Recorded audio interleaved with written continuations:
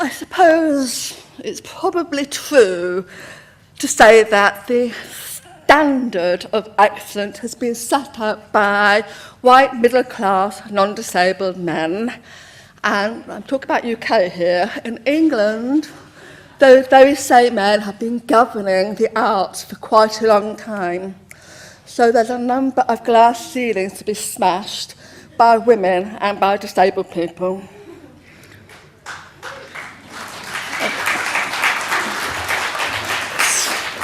Nice to know that feminism is allowed and well here. Good. Just thinking about the journey that we've made, that I have been involved in. You know, in the 80s in the UK, there was no space for difference, no platform for difference, because there weren't any accessible spaces. And the attitude towards the difference was disgusting. So, what do? Like any disempowered or disenfranchised group, we were underground. We were safe there.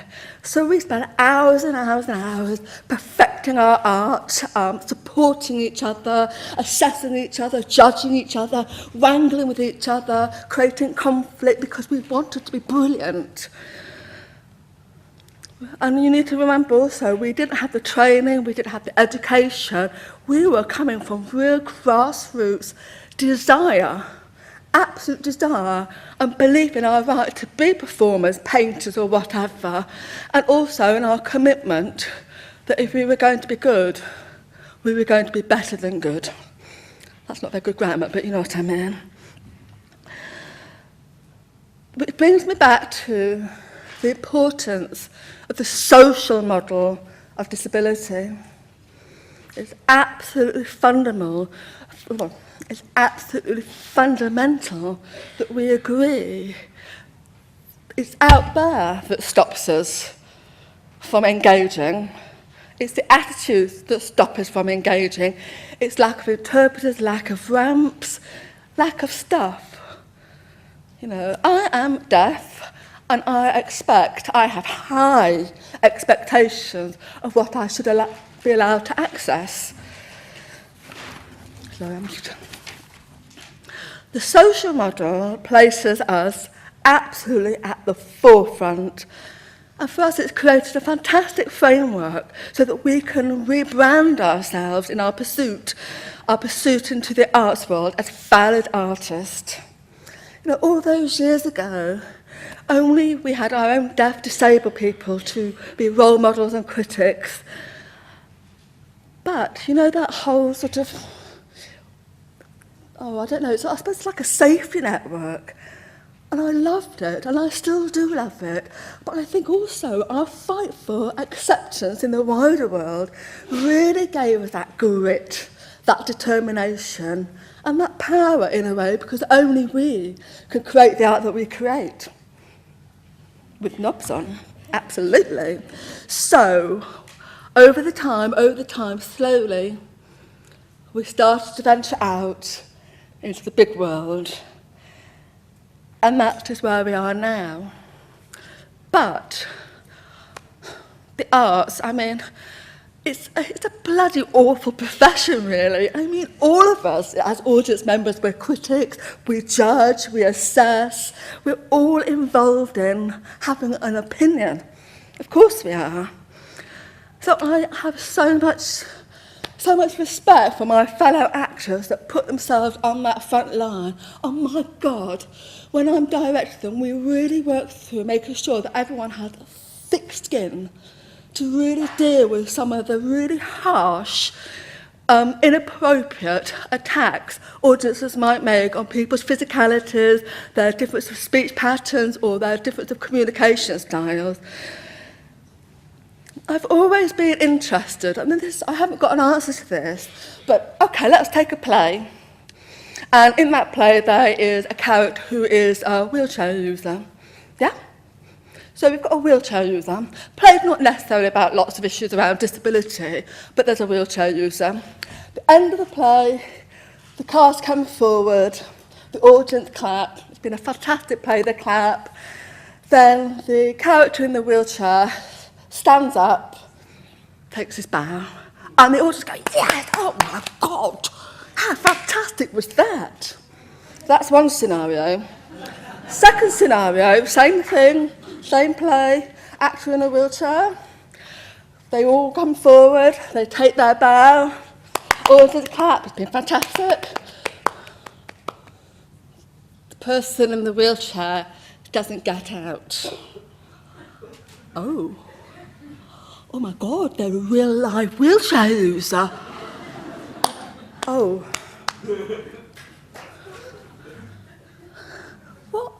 What is that about? I really don't get it. But again, it's about that lack of imagination that we can play a multitude of characters. I've got this fantastic actor in London. Sorry, are you all right? Done. I'm sorry. Okay. I would just like to talk a little bit about one of my favourite actors in the UK. He's 6'6", huge man, wheelchair user, and has a differing voice pattern called Pete Edwards. And I have been there on too many occasions seeing his new work when he has come on stage and seeing an audience visibly just fear. Pete has had that pretty much all his life. He's a gobby man. But he absolutely empathises with those people who fear him. So how he creates his work is to make sure that it's paced out so that we relax. We give our space, he gives us that space and time to watch, that space and time to attune to his voice. Should he have to do that, really? Probably not. But as far as Pete's concerned, it's political. He is never, at any point, making an apology for who he is.